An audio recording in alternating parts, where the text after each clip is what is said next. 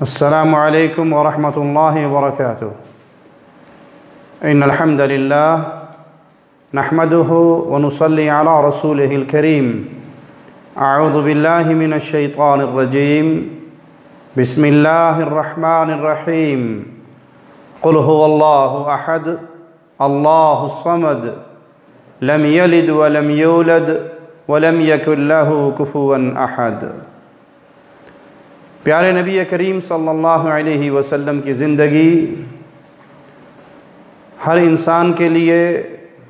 ہر اہل ایمان کے لیے چمکتا ہوا نور اور روشنی کا مینارہ ہے۔ اسی طرح دعوت دین دینے والے مبلغین کے لیے بھی پیارے حبیب علیہ السلام کا دیا ہوا راستہ نجات کا راستہ ہے۔ اللہ کے رسول علیہ السلام نے دین کی دعوت کا جو منہج ہمیں سمجھایا، جو راستہ ہمیں سکھایا، آئیے پیارے حبیب علیہ السلام کا فرمان سنتے ہیں جو صحیح بخاری میں ہے، حدیث نمبر 1458۔ ابن عباس رضی اللہ عنہما روایت فرماتے ہیں کہ پیارے حبیب علیہ السلام نے جب سیدنا معاذ کو رضی اللہ عنہ وارضاہ کو یمن کی طرف روانہ کیا تو آپ علیہ السلام نے فرمایا، تم اہل کتاب کی طرف جا رہے ہو تو سب سے پہلے ان کو دعوت دینا کس چیز کی؟ آپ کا فرمان سنیے، فَلْيَكُنْ أَوَّلَ مَا تَدْعُوهُمْ إِلَيْهِ عِبَادَةُ اللَّهِ۔ تم جن لوگوں کے پاس جا رہے ہو ان لوگوں کو سب سے پہلے جو پیغام سنانا، جو دعوت دینا، وہ اللہ کی توحید کا پیغام دینا، وہ اللہ کی عبادت کا پیغام دینا، انہیں یہ دعوت دینا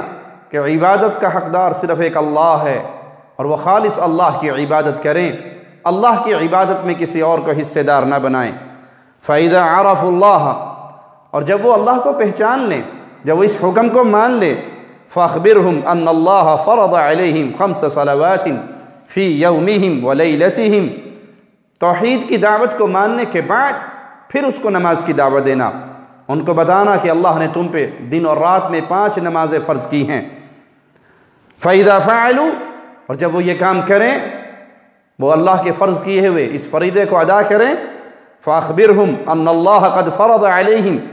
زَكَاةً، تو انہیں خبر دینا کہ اللہ مالک نے ان کے مالوں میں سے ان پہ زکوٰۃ فرض کی ہے جو ان کے امیروں سے لے کر ان کے فقیروں پہ تقسیم کی جاتی ہے۔ یہ پیارے حبیب علیہ السلام کی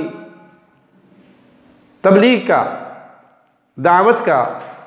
منہج سکھایا گیا ہے اس حدیث میں کہ آپ نے جو سب سے پہلے جس چیز کی طرف بلانے کا حکم دیا وہ اللہ کی عبادت۔ اور ایک اور روایت میں ہے، صحیح بخاری ہی کی ایک روایت میں ہے، إِلَىٰ أَن يُوَحِّدُ اللَّهِ، کہ انہیں جس کی طرف تم بلاؤ گے، دعوت دو گے، وہ اللہ کی عبادت اور اللہ کی وحدانیت ہے، اللہ کی توحید ہے۔ یہ پیغام اللہ کے پیارے حبیب علیہ السلام کا پیغام ہے۔ یہاں ان لوگوں کا بھی رد ہے اس حدیث میں جو توحید کی دعوت کو انتشار کی دعوت کہتے ہیں، اختلاف کی دعوت کہتے ہیں، کہ لا الہ الا اللہ کے مفہوم و معانی کو کھول کے بیان کرنا، عقیدہ توحید کی بھرپور طریقے سے وضاحت کرنا اور شرک کا بھرپور رد کرنا، یہ اختلاف اور انتشار کا باعث بنتا ہے۔ اس کو چھوڑ دیجئے، ذکر و اذکار کی دعوت دیجئے، نمازوں کی دعوت دیجئے، نیکی کی دعوت دیجئے۔ تو پیارے بھائی، جب تک بنیاد درست نہیں ہوگی، عقیدہ درست نہیں ہوگا، اس وقت تک کوئی نیکی ہو ہی نہیں سکتی، اور کوئی نیکی اللہ کے ہاں قبول نہیں ہو سکتی۔ اس لیے لازم ہے دعوت کا کام کرنے والے اپنی دعوت کی ابتدا رسول اللہ صلی اللہ علیہ وسلم کے منہج پہ چلتے ہوئے، آپ کی اس حدیث کو اپنے سامنے رکھتے ہوئے اپنے راستے کو اختیار کریں کہ وہ سب سے پہلے جب بھی قوم کو دعوت دیں تو لا الہ الا اللہ کا پیغام دیں۔ مسند احمد میں رسول اللہ صلی اللہ علیہ وسلم کا ایک فرمان ہے کہ اللہ مالک نے یحییٰ علیہ السلام کو حکم دیا 5 کلمات کا کہ اس پر خود بھی عمل کرو اور بنی اسرائیل کو بھی اس پر عمل کرواؤ۔ انہوں نے اکٹھا کیا اپنی قوم کو مسجد کے اندر، مسجد بھر گئی اور آپ نے کہا کہ اللہ نے مجھے حکم دیا ہے 5 باتوں کا، میں خود بھی ان پہ عمل کروں اور اپنی قوم کو بھی اس کا پیغام دوں، تم بھی اس پہ عمل کرو۔ اور ان میں سب سے پہلی بات جو بیان کی وہ کیا تھی؟ ان تعبدوا اللہ ولا تشرکوا بہ شیئا، کہ تم سب پر اور مجھ پر لازم ہے کہ ہم عبادت صرف ایک اللہ کی کریں اور اللہ کے ساتھ کسی کو اللہ کا شریک نہ بنائیں، کسی کو اللہ کی عبادت کا حقدار اور حصے دار اور پارٹنر نہ سمجھیں، بلکہ عبادت میں صرف تنہا اللہ مالک کی عبادت کریں اور اللہ کے ساتھ جتنے شریک بنائے جا رہے ہیں ان سب سے برات کا اعلان کریں اور ہم کسی کو اللہ کا شریک نہ بنائیں۔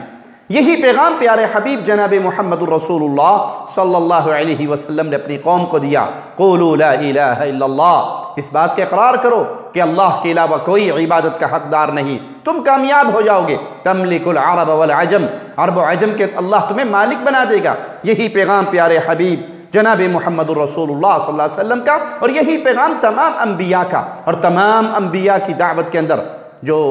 اشتراک والا نقطہ تھا، قدر مشترک تھی، وہ یہی کہ سب نے سب سے پہلے اپنی قوم کو قولوا لا الہ الا اللہ کا پیغام دیا۔ رسول اللہ صلی اللہ علیہ وسلم کے پاس ایک وفد آتا ہے اور آپ سے کچھ سوالات کرتا ہے، تعلیم حاصل کرتا ہے، آپ ان کو حکم دیتے ہیں آمرکم باربع، میں تمہیں 4 باتوں کا حکم دیتا ہوں، اور وہ 4 باتوں میں سب سے پہلی بات کیا ہے؟ الایمان باللہ، تم اللہ پر ایمان لے کر آؤ، اللہ کی ذات پر، اللہ کی صفات پر ایمان لاؤ، جیسے اللہ نے ہمیں خبر دی ویسے اس کو تسلیم کر لو، اور عبادت خالص اللہ کی کرو۔ شہادت اللہ الہ الا اللہ، تم اس بات کا اعلان کرو، گواہی دو کہ اللہ کے علاوہ کوئی الہ برحق نہیں ہے۔ جب یہ توحید کا عقیدہ راسخ ہو جائے، جب یہ ایمانیات کی بنیاد تمہارے اندر مضبوط ہو جائے، پھر تمہیں حکم دیا جا رہا ہے وَإِقَامِ الصَّلَاةِ، پھر نماز قائم کرو، پھر زکوٰۃ ادا کرو۔ تو سب سے پہلے اللہ پر ایمان لانا کہ اللہ وحدہ لا شریک ہے، اللہ تنہا و یکتا ہے، کوئی اس کی ذات میں بھی شریک نہیں، کوئی اس کے نور سے الگ نہیں ہوا، وہ کسی میں حلول نہیں کرتا، کوئی اس میں فنا نہیں ہوتا، وہ کسی کے روپ میں دھرتی پہ نہیں آتا، بلکہ وہ تنہا ہے، وحدہ لا شریک ہے، اپنی شان کے مطابق اپنے عرش پہ ہے۔ جب یہ توحید سمجھ آ جائے، پھر نماز کا حکم ہے، پھر زکوٰۃ کا حکم ہے، باقی تمام اعمال اس کے بعد ہیں۔ یہ انبیاء کا منہج ہے، یہ پیارے حبیب کی دعوت ہے، یہ پیارے حبیب کا سکھایا ہوا درس ہے، اور یہی سلف صالحین سے امت محمدیہ تک آج تک ہم تک پہنچا ہے کہ ہم اپنی دعوت کی بنیاد لا الہ الا اللہ کو بنائیں، اور جب بھی اس توحید کو چھوڑ کر کسی اور نہج پہ دعوت دی جائے گی وہ کبھی کامیاب نہیں ہو سکیں گے، نہ اس دنیا میں نہ اگلی دنیا میں۔ اللہ سے دعا ہے اللہ ہمیں پیارے نبی کے منہج پہ زندہ رکھے، اس زندگی میں اللہ ہمیں ایک ایک مسئلے پر پیارے حبیب جناب محمد الرسول اللہ صلی اللہ علیہ وسلم کی احادیث کو اپنے لیے